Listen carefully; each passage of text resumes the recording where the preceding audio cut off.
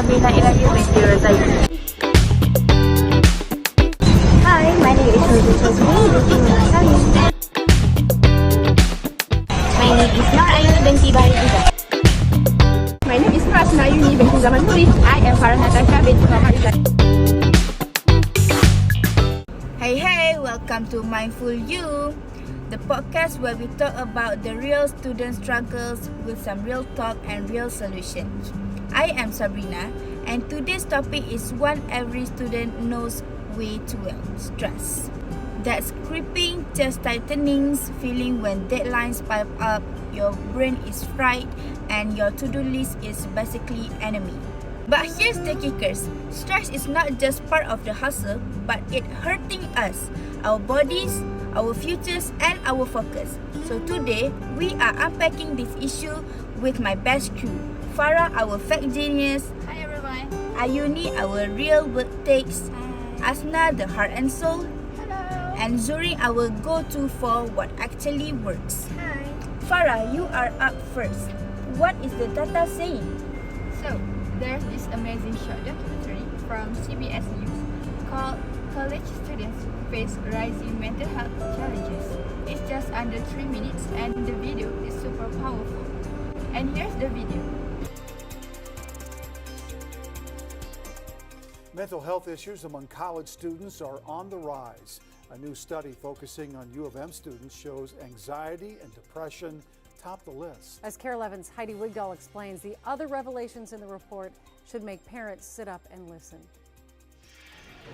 More college students at the U are reporting a mental health condition, and according to the survey by Boynton Health, most of them are dealing with anxiety and depression. I do experience anxiety, and I've gone to therapy in the past to handle depression and anxiety. I think a lot more people go through it than they actually think. Nearly half of all women surveyed reported a mental health diagnosis in their lifetime. Oh, it worked. Shirin Fatima served as a mental health advocate last year. A lot of students don't actually feel comfortable talking about their anxiety and depression. The survey found that in 2018, about 42% of students said they had been diagnosed with at least one mental health condition within their lifetime. We have been seeing increased demand for mental health services over time. We've taken a proactive approach now in doubling our staff over the last 10 years. Boynton Health's Gary Christensen says part of that increase could be positive, with more people seeking help. But there's also interest in social media's role. This is a world where people are often comparing themselves to others. The survey also found an increase in students experiencing sexual assault. Nearly 2 out of 5 women who are students at the U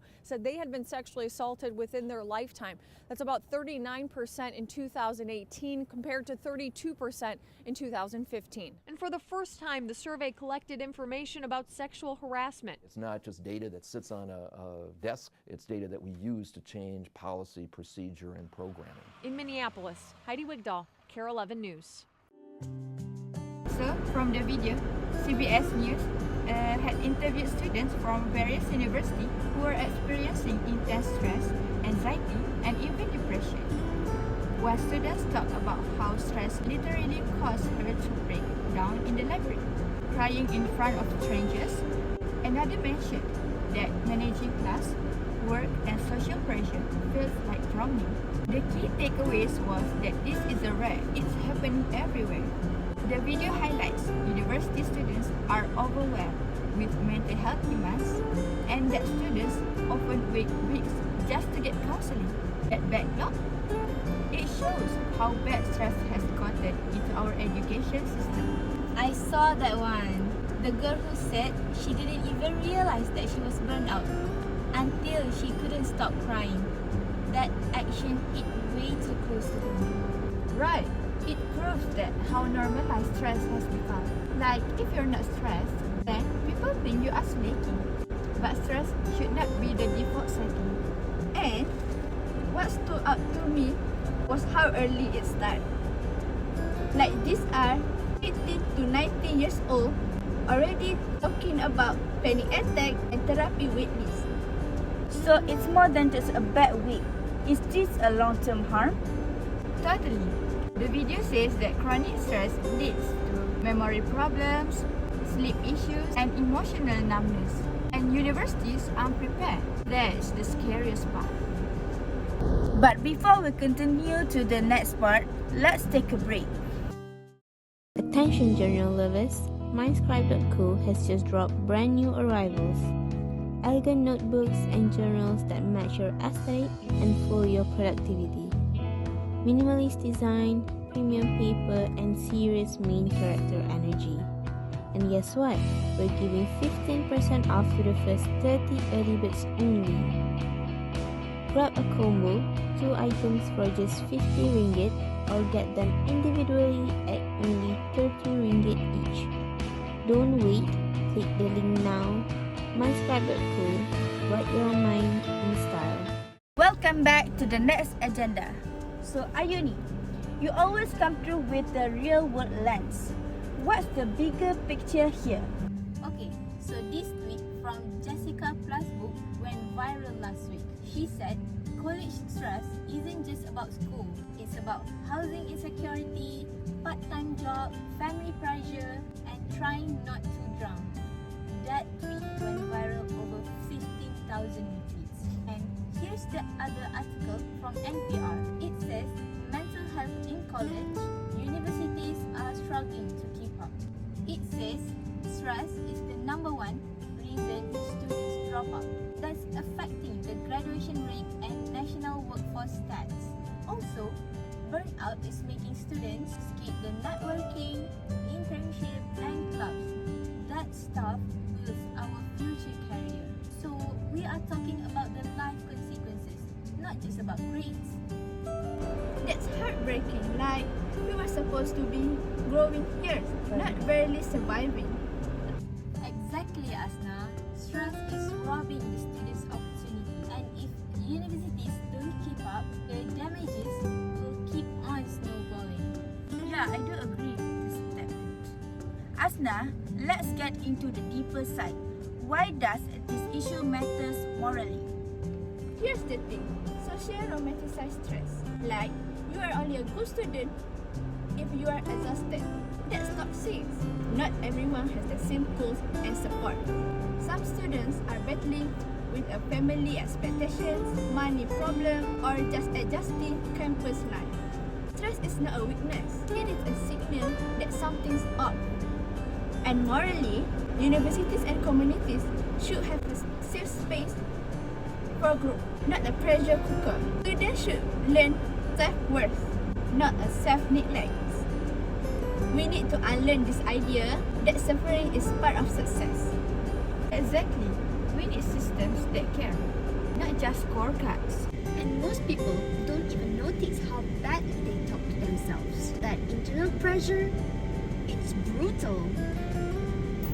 Alright, let's turn these ships around. Zurin, can you give us the survival guides? There are 3 steps that I think it's kind of simple, real, doable for us to do. Firstly, campuses need built-in check-ins, like weekly stress management corners, not just crisis counseling. Second, students can practice emotional hygiene. That means journaling, boundaries, and mindful breaks. You brush your teeth daily, right? So do the same for your mind.